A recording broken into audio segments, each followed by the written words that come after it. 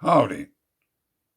You probably didn't expect this kind of thing, but I've been blowing soap bubbles some time ago. I don't know, 2 or 3 years. And we have Queen Elizabeth, which is probably right now on her last journey. The experience or the thoughts which run through my mind as I blew soap bubbles maybe sparked this kind of epiphany about our existence. We are somehow condensed matter as long as we are alive. There is a spark in us which holds us together. So we go to a hard math institute, whatever site this is, but I was just searching for a picture which I found could fit to this. Science of the heart, exploring the role of the heart in human performance. So we have to scroll down a bit. We could actually read it also. Energetic communication. The first biomagnetic signal was demonstrated in 1863 by Gerard Boole and Richard McPhee in a magnetocardiogram (MCG) that used magnetic induction coils to detect fields generated by the human heart. A remarkable increase in the sensitivity of biomagnetic measurements has since been achieved with the introduction of superconducting quantum interference devices (SQUID) in the early 1970s. The squids, like in Matrix movie, maybe, I don't know. The ECG and the MCG signals have since been shown to closely parallel one another. In this section, we discuss how magnetic fields produced by the heart are involved in energetic communication, which we also refer to as cardio-electromagnetic communication. The heart is the most powerful source of electromagnetic energy in the human body, producing the largest rhythmic electromagnetic field of any of the body's organs. The heart's electrical field is about 60 times greater in amplitude than the electrical activity generated by the brain. This field, measured in the form of an electrocardiogram (ECG), can be detected anywhere on the surface of the body. Furthermore, the magnetic field produced by the heart is more than 100 times greater in strength than the field generated by the brain and can be detected up to 3 feet away from the body in all directions using squid-based magnetometers. Figure 6.1. But we are watching this one. So, there is energy going all the way through us. It goes in all directions. If we stand bare feet on the ground, we are grounded, and it might go up as much as it needs or can. So, we are in this bubble called aura. The only thing which probably ever leaves our aura are our eye beams. Yes, if you watch someone in the eyes, you watch to the part of the eye where it's black, which is inside the iris, or how it's called in English, I don't know. But anyway, you watch the part where it's black, because there goes the light in. But probably many of you have experienced when they go somewhere in public place, being in a shop or something, wherever, and you suddenly notice or you feel that someone or something is watching you. And you also probably have experienced, while having this experience of feeling that someone is watching you and you turn around, there is something watching you, or someone, which is probably much more easier to take than something. Yeah, someone is watching you. You feel it. And since everything, or since energy goes always in both directions, there is not only light going inside the eye, there is also something coming out, and I call them side beams or eye beams or however you want to call them. That's the only thing ever leaving your aura. Whatever you touch, whatever you do, you cannot escape your own aura because it's around you as long as you are alive. You can run as fast as you want to, but you won't escape your aura ever because you are a package of energy, electricity. And where we have electricity, there is a magnetic field.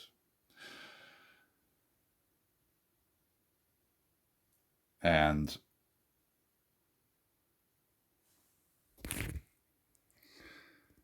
as a soap bubble bursts, the energy which is confined within the bubble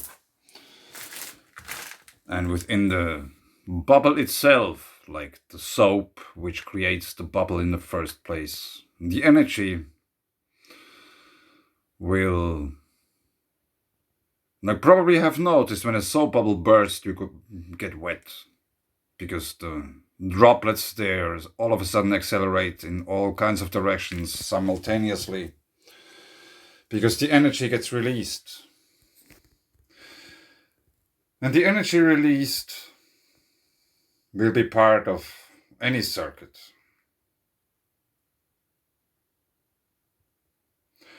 Instantaneously.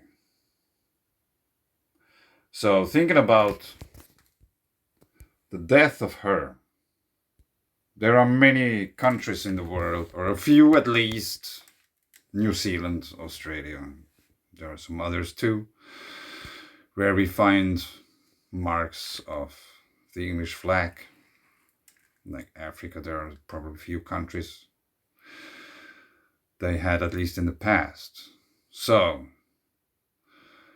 this person was in the center of a huge network, on top of a huge amount of richness and all these kind of things like power and what have you. Now, her bubble bursted.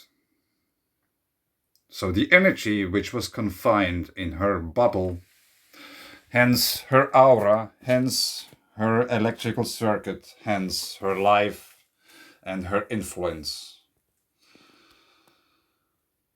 is at least to some degree part of any circuit on Earth. You can think about social energy circuits, conscious energy circuits, and all these kinds of circuits. If there are the few thoughts gathered in one place, let's say a few comments in a YouTube video, it's already manifested into matter, even though it's digitalized. But in these days, until the internet is off, we can take also digital writing as some matter in a way, because someone put an effort into the whole thing. First taking some information in, processing it, and giving something back. So there is an interaction, so there is a connection. And it might be just a coincidence, but the internet and YouTube and all that, it's electrical in nature. So it will be very interesting to see how the distribution, the redistribution of the energy which was in a way pinched in this person in whatever way, political, money-wise, or I don't know. Did she ever say something really mind-blowing, very wise, or whatsoever? I don't know. I'm not really into following blue bloods or this kind of things because only stupid people need a leader. Or lazy people. Lazy people who don't want to learn, they just don't care. You can call them also other names, but I won't. It has to do with ignorance. But anyway, England.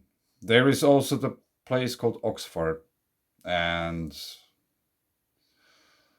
it is a place where many paradigms have been made, like cosmological or evolutional paradigms, Darwin and such. And we have the James Webb Space Telescope, which just debunked quite many things about the old paradigm of cosmology, black holes and whatsoever things. They're just out of the window. Electric currents in space and all these kind of things. They seem to crumble. And I don't know how much influence this person had on keeping these paradigms alive. But now, as she's gone, and the energy which was condensed or pinched in her personality will redistribute over all the energy circuits on Earth, political, social, scientific, or whatsoever ways. Because the bubble bursted.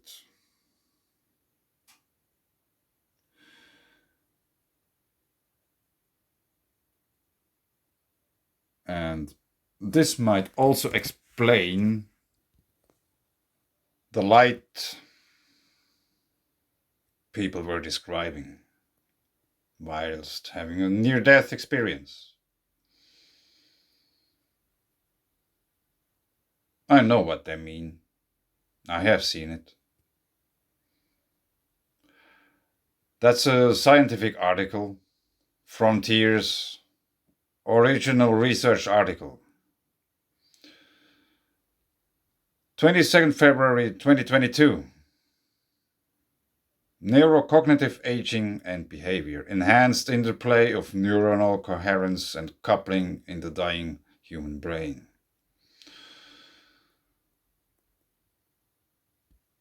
The neurophysiological footprint of brain activity after cardiac arrest and during near-death experience, NDE, is not well understood.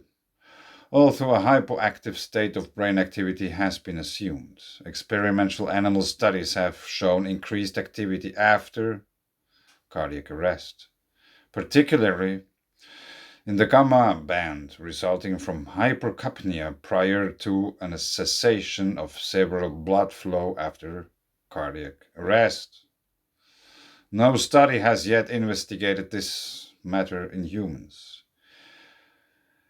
Here we present the continuous electrocephalography EEG recording from a dying human brain obtained from an 87-year-old patient undergoing cardiac arrest after traumatic subdural hematoma.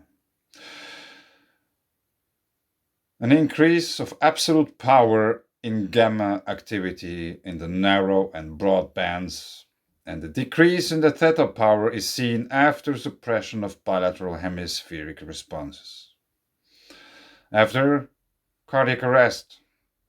After cardiac arrest. After the heart stopped. Delta, beta, alpha, and gamma power were decreased, but a higher percentage of relative gamma power was observed when compared to the interictal interval. Cross-frequency coupling revealed modulation of left hemisphere gamma ray activity by alpha and theta rhythms across all windows, even after cessation of cerebral blood flow. The strongest coupling is observed for narrow and broad band gamma activity by the alpha waves during the left-sided suppression after cardiac arrest, albeit the influence of neuronal injury and swelling are thought to provide the first evidence from the dying human brain in a non-experimental, real-life, acute care clinical setting, and advocate that the human brain may possess the capability to generate coordinated activity during the near-death period. The energy confined within a human during its lifetime gets released, the bubble bursts, the aura implodes or explodes, or however you want to put it. So the energy which was confined in that circuitry of this being, human being, or whatever being alive, will be part of all circuits, or it will join whatever circuit is closest and fits best. So it will be part of everything.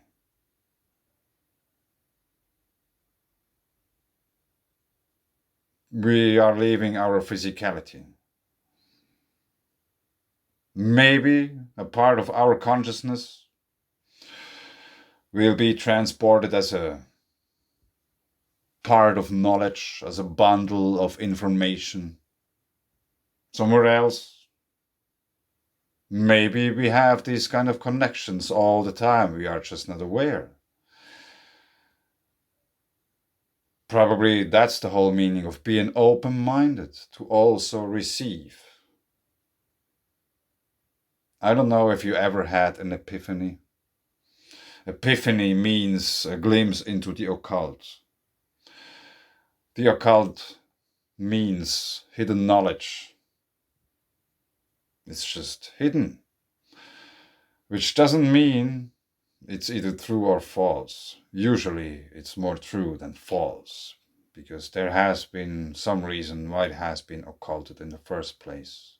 That's why we weren't allowed to eat the apple, in order not to come as they, because otherwise, if we would know, we would be like them and they couldn't rule anymore above us.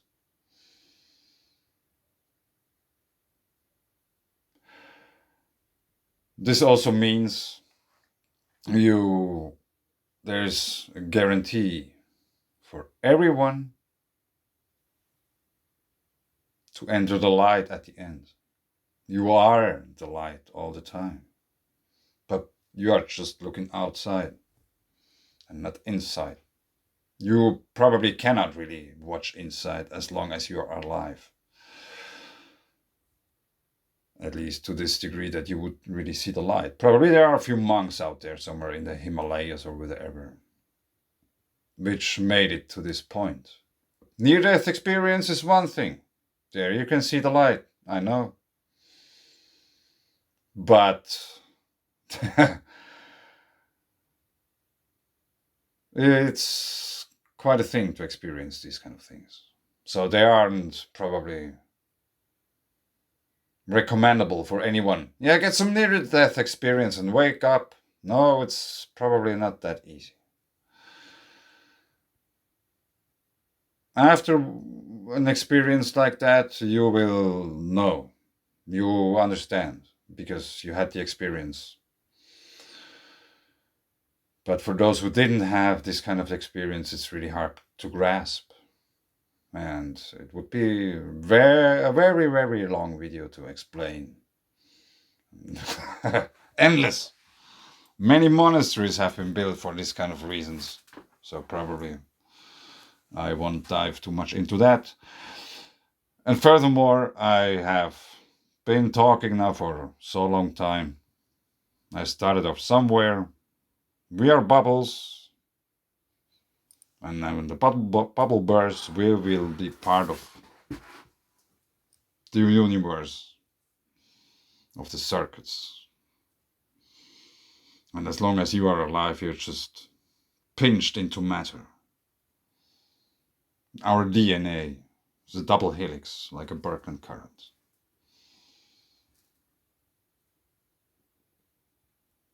Yeah, maybe something like that. Thanks. Bye.